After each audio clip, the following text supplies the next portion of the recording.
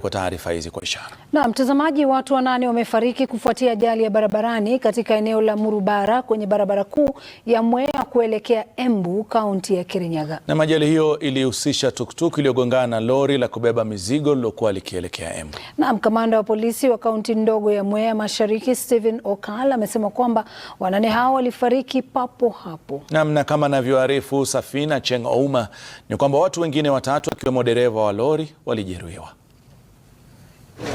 Wakazi wa eneo la Murufara katika kaunti ya Kirinyaga waliamkia habari za kusikitisha Jumamosi. Hii ni kufuatia kifo cha watu 8 walioangamia katika ajali ya barabarani kwenye barabara kuu ya Mwea kuelekea Embu.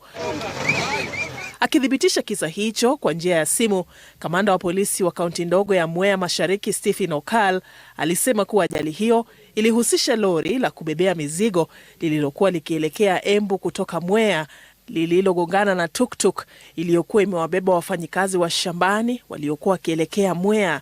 Tumekasidika bana, sisi ni watu wa Nduthi, tunauawa hapa kila siku, wenzetu wanaenda. Sasa hii ni tuktuk imeua mama ya mtu, watoto wa mtu, baba ya mtu. Inasemekana kwamba ilikuwa inajaribu kupotelea mashimo ambayo ilikatwa kwa barabara wakati barabara ilikuwa inafanyiwa ujenzi. Wakazi wa eneo hilo wamelalamikia hali mbaya ya barabara hiyo ambayo wanasema inachangia ajali za kila mara. Tunauliza serikali, hii barabara ni highway na hii highway imesimamiwa na Kenha. Kwa hii miaka 10 tunaomba tu serikali, hii barabara ni mbaya kutoka makutano ya Mwea kwenda mpaka Meru. Iko na mashimo mingi sana. Na hivyo tunaomba serikali kama itawezekana wakuja washibe haya mashimo, na ikiwezekana pia waweze kuweka bumps ambazo zitaweza kutusaidia.